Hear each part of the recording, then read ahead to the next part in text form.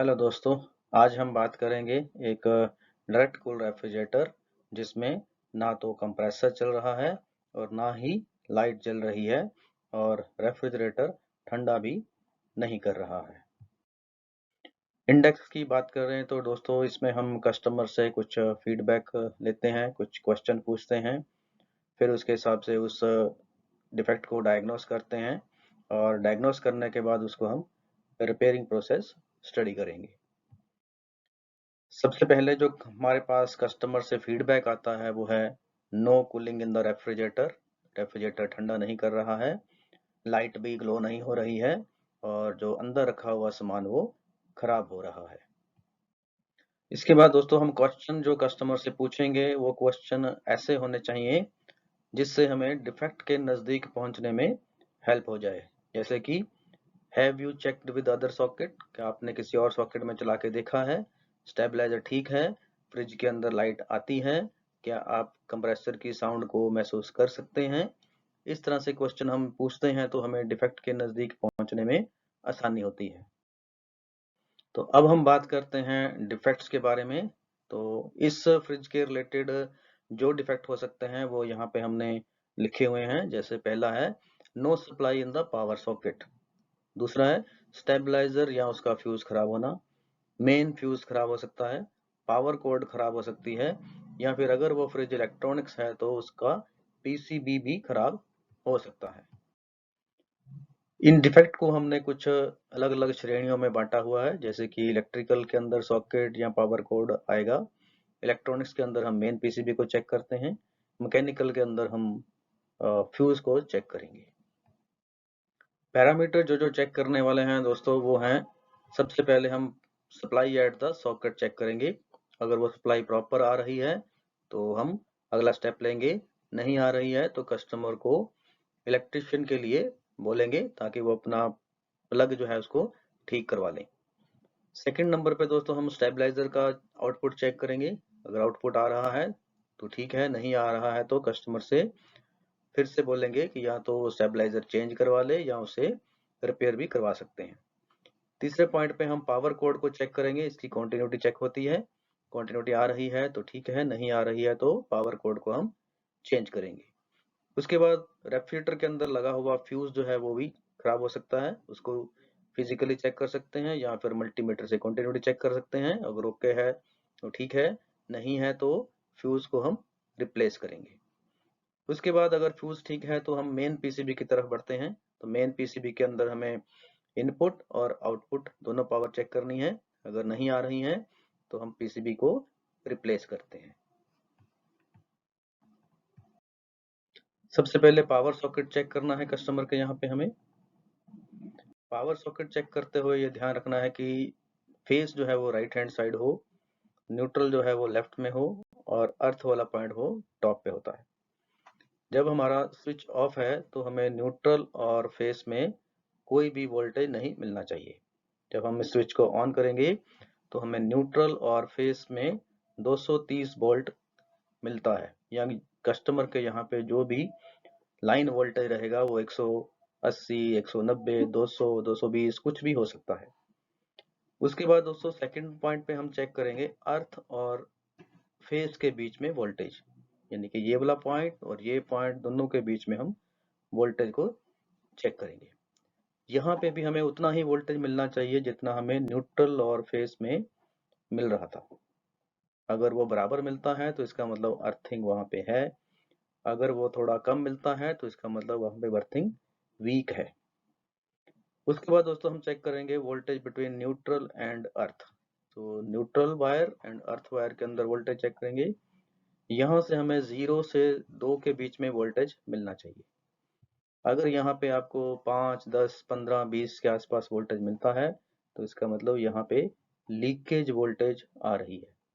ये leakage voltage हमारे PCB वाले रेफ्रिजरेटर्स को खराब करने में योगदान देती है, तो इसके लिए यहाँ लीकेज जो है वो नहीं होना चाहिए। नेक्स्ट जो पॉइंट हम चेक करेंगे वो है पावर सप्लाई मेन फ्यूज कैसे चेक करना है। मेन फ्यूज को चेक करने के लिए यहाँ जैसे पिक्चर में दिखाया गया है, मेन लाइन के अंदर एक फ्यूज होगा, उसको हम ओपन करेंगे और इसकी कंटिन्यूटी चेक करेंगे। कंटिन्यूटी आ रही है या बीप आ रही है तो इसका मतलब ये फ्यूज ठीक है। कंटिन्यूटी नहीं आती है या बीप नहीं बजता है तो इसका मतलब ये खराब है। तो जब भी आप फ्यूज को रिप्लेस करेंगे तो हमेशा ये ध्यान रखें कि वो सेम कैपेसिटी का होना चाहिए, छोटा या बड़ा नहीं लगाएंगे। स्टेबलाइजर चेक करने के लिए दोस्तों हमें एक मल्टीमीटर की आवश्यकता होगी। इस मल्टीमीटर को हम वोल्टेज पे रखेंगे और स्टेबलाइजर के पीछे दी गई इस सॉकेट में आउटपुट वोल्टेज चेक करेंगे। तो आउटपुट वोल्टेज यहाँ पे अगर मिलता है तो ठीक है, अगर यहाँ आउटपुट वोल्टेज नहीं आ रहा है तो इसका मतलब ये स्टेबलाइजर खराब है। स्टेबलाइजर का आउटपुट वोल्टेज चेक करने से पहले आपको एक ध्यान देना है, हर स्टेबलाइजर के ऊपर एक स्टिकर होता है जिसके ऊपर उसका स्पेसिफिकेशन लिखा रहता है। उसमें इनपुट वोल्टेज रेंज क्या है, आउटपुट वोल्टेज रेंज क्या है, ये सब वहाँ पे लिखा रहता है। तो एक बार इसको ध्यान से स्टडी कर लें कि आपका इनपुट वोल्टेज उस रेंज में है या नहीं है, या फिर उसका आउटपुट वोल्टेज उस रेंज में है या नहीं है। देन उसके बाद दोस्तों हम चेक करने वाले हैं पावर कोड, जो फ्रिज के साथ पावर कोड दी जाती है जिसकी सहायता से हम रेफ्रिजरेटर को ऑन करते हैं। तो इसको चेक करने के लिए हमें एक मल्टीमीटर की जरूरत पड़ती है क्योंकि हमें कंटिन्यूटी चेक करेंगे। मेन कोड के अंदर ओपन हो सकती है या फिर कोई शॉर्ट हो सकता है। दोनों ही कंडीशन में रेफ्रिजरेटर हमारा काम नहीं करता है। तो टेस्टिंग मेथड जो है पावर कोड का वो है विजुअल इंस्पेक्शन आप कर सकते हैं। जैसे यहाँ पे कुछ कटा हुआ दिख रहा है, ट्विस्टेड दिख रहा है, तो इसकी वजह से भी हमारी वायर की कंटिन्यूटी जो है वो ब्रेक हो सकती है। तो इसको सिंपली इस मल्टीमीटर की सहायता से आप continuity between all pins check कर सकते हैं। अनदर कुछ और एग्जांपल दी हुई हैं जिस तरह से हमें वायर कटी हुई मिलती है, तो इस तरह से भी कई बार मिलती है। यहाँ से आप ध्यान से देखें तो चूहा वायर जो है वो काट चुका है जिसकी वजह से कंटिन्यूटी ब्रेक होती है और रेफ्रिजरेटर नहीं चलता है। तो इस तरह से तार ट्विस्ट हो जाती है जिसकी वजह से इंटरनल जो स्ट्रैंड्स होते हैं वायर के अंदर वो ब्रेक हो जाते हैं, उसकी वजह से वायर काम नहीं करती है। तो अगर इस कंडीशन में वायर दिखती है तो इसे हमें रिप्लेस करना है, ज्वाइंट नहीं लगाना है। जब भी आप ऐसा वायर देखें एक चीज ध्यान में रखें कि ज्वाइंट ना लगाएं, पूरा वायर जो है वो रिप्लेस करें। पावर कोड का कंटिन्यूटी कैसे टेस्ट करना है इसका एक वीडियो है, आप वीडियो को अच्छी तरह से देख लें तो आपको काफी अच्छी जानकारी वहां से मिल सकती है। जो हमारा एच डिजी रेफ्रिजरेटर है, जो उसके अंदर हम एक इलेक्ट्रॉनिक्स कार्ड का इस्तेमाल करते हैं, उसके अंदर अगर कंप्रेसर लाइट बल्ब नहीं जल रहा है, ठंडा नहीं हो रहा है, तो सबसे पहले हम मेन कार्ड जो कंप्रेसर के ऊपर लगा हुआ है वहां पे हम वोल्टेज चेक करेंगे। तो यहाँ पे जो 8 पिन वाला कनेक्टर है ये हमारा इनपुट वोल्टेज और आउटपुट वोल्टेज वाला कनेक्टर है, यहाँ पे हम वोल्टेज को चेक करेंगे। और 1 नंबर पिन और 4 नंबर पिन, इनके अंदर हम वोल्टेज चेक करेंगे। अगर यहाँ पे वोल्टेज है तो इसका मतलब इनपुट वोल्टेज आ रहा है। फिर हम आउटपुट वोल्टेज चेक करने के लिए इस पीसीबी को विस्तार से चेक करेंगे। इस कार्ड का आउटपुट चेक करने के लिए हमें उसी फिर से 8 पिन कनेक्टर का इस्तेमाल करना है। 8 पिन कनेक्टर के अंदर जो ग्रे कलर का वायर है जो यहाँ से कनेक्टेड रहेगा, ये हमारा आउटपुट वायर जो है कंप्रेसर को जाता है।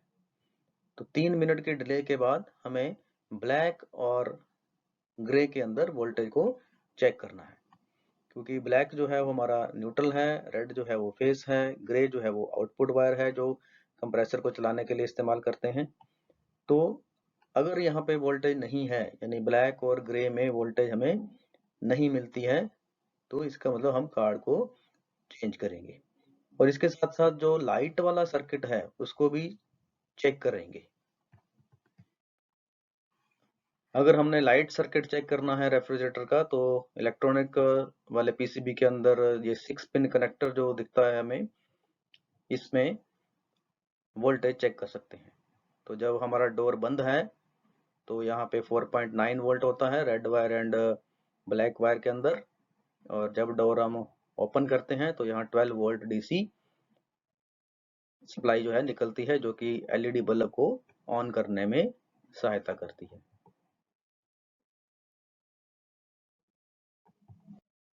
थैंक यू दोस्तों।